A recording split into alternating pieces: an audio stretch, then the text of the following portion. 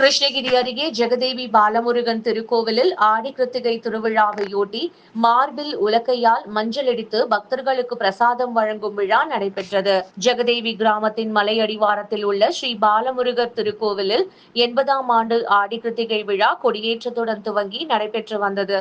இவ்விழாவின் முக்கிய நிகழ்ச்சியான மார்பில் உரல் வைத்து உலக்கை கொண்டு மஞ்சளடிக்கும் விழா நடைபெற்றது.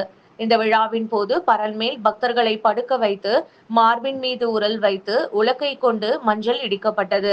பின்னர் இடிக்கப்பட்ட மஞ்சளை பக்தர்களுக்கு பிரசாதமாக வழங்கினர்.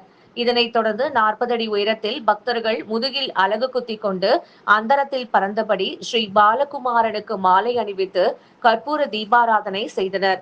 அப்பொழுது பக்தர்கள் முருகனுக்கும் கந்தனுக்கும் அரோகரா என பக்தி பரவசத்துடன் முழக்கமிட்டு முருகனை வழிபட்டனர்.